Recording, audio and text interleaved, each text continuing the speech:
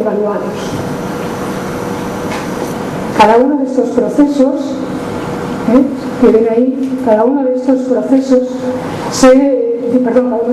cada una de estas dimensiones, la dimensión procesos también, pues está de alguna manera estructurada en varios ámbitos que determinan cada uno de esas dimensiones. Tenemos en total 15 ámbitos y en cada uno de los ámbitos hay una serie de variables o ítems que van a proporcionarnos pues la información que queremos obtener. Tenemos 65 aproximadamente variables. Por ejemplo, en la dimensión de contexto se estructura en estos ámbitos: estructura socioeconómica y cultural, perfil de las familias, perfil del centro y perfil del alumnado. He puesto un ejemplo ahí de las variables, por ejemplo, del ámbito de estructura socioeconómica y cultural. Ese ámbito pues se recoge a través de estas dos variables: heterogeneidad, homogeneidad. Esa sería la variable que en nuestro modelo lógicamente está definida. Por ejemplo, ¿cómo definimos la heterogeneidad, homogeneidad? Pues el grado de variedad o coincidencia en las características de la comunidad. O, por ejemplo, el C2, recursos, la variable relativa a estructura socioeconómica y cultural, recursos sociales, culturales y deportivos. Está definida como cantidad de elementos del entorno sociocultural que estimulan la actividad educativa, social, deportiva y o cultural. En la división de recursos, ven ustedes ahí, veis los ámbitos: instalaciones y edificios, recursos materiales, equipamiento, recursos humanos. No sé qué pasa. Cuidado, te llevas eso por delante.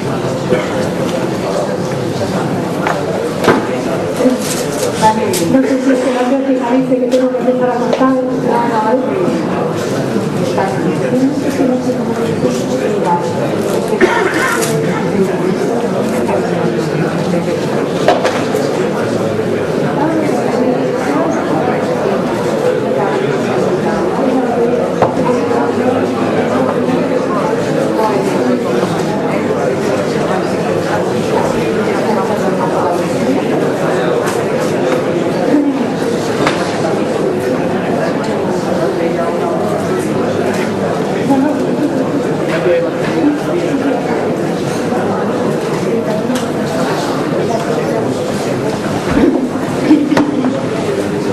Bien, decía, por ejemplo, dentro de la dimensión recursos están ahí los ámbitos: instalaciones, edificios y entorno, recursos materiales, equipamiento, recursos humanos, profesorado, recursos humanos, personal no docente, lógicamente, y apoyos externos. He puesto un ejemplo de variables relativas al ámbito de recursos humanos, en concreto relacionado con el profesorado.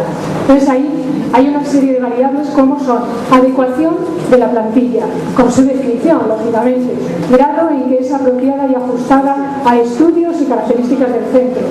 Otra de las variables, pues la disponibilidad del profesorado, la estabilidad y la motivación y satisfacción con su trabajo.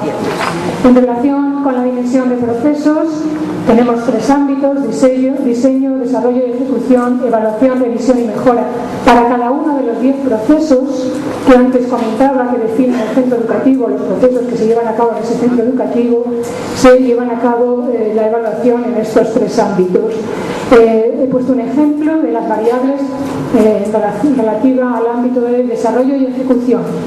De forma que, por ejemplo, cuando hablamos de desarrollo y ejecución de un proceso determinado, por ejemplo, pensemos en el proceso de enseñanza-aprendizaje, el proceso fundamental, clave, el proceso por excelencia del sistema educativo, pues pensemos que va a ser evaluado a través de estas variables: ajuste entre diseño y desarrollo, amplitud e implantación, eficacia, comunicación, desarrollo sistemático. Y en cuanto a la dimensión de resultados, hemos establecido 3 ámbitos: resultados clave, resultados educativos y de gestión y satisfacción. He puesto ahí una serie de variables relativas a los resultados clave: éxito escolar, competencia personal y social, etcétera, etcétera. Bien, cada una de las variables, además de esas 65 variables, está acompañada no solamente de esa definición que veíamos antes, sino también de unas fuentes de información, de dónde podemos obtener la información para medir esa variable concreta.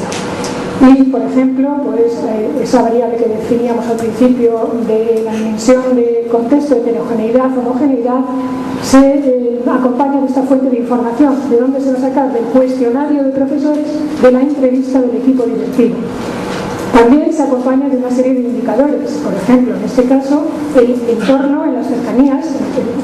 Estamos determinando la heterogeneidad, homogeneidad, ¿verdad?, del contexto, entorno en las cercanías, si están las cercanías del centro, número y porcentaje de nacionalidades, número y porcentaje de minorías, y también se acompaña de una serie de evidencias. Por ejemplo, en este caso, alto número y porcentaje de nacionalidades en el centro, alto número y porcentaje de minorías en ese centro, percepción de multiculturalidad. Bien, además, ya para finalizar con la estructura, hemos establecido estos 4 intervalos para cada una de las variables. En el caso del entorno, en el caso que estábamos arrastrando, vemos ahí pues estos 4 intervalos: entorno muy exigente, la comunidad a la que atiende el centro es muy heterogénea, está definido, o sea que bien, pues con esta estructura se facilita de alguna manera, no solamente se facilita sobre todo la recogida de información y después posibilitar el análisis de esa información. Todo esto se lleva a cabo a través de una serie de técnicas de investigación. Ya he comentado algunas: las entrevistas grupales e individuales, el análisis documental de los documentos de planificación del centro, la observación no participante de los evaluadores y de otras técnicas que los evaluadores pueden después concretar y, bueno, a concretar la realidad del centro educativo en cuestión.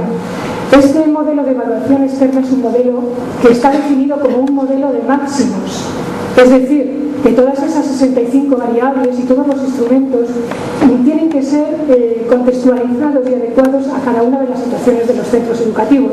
No es lo mismo un centro de primaria que un centro de secundaria, no es lo mismo un centro concertado que un instituto de enseñanza secundaria, etcétera, etcétera.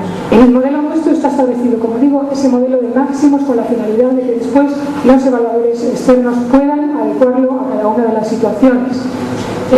Este modelo tiene muchas bondades. Una de ellas, la primera ya la he comentado, es que es un modelo participativo en su elaboración y participativo también a la hora de llevar a cabo el proceso de evaluación.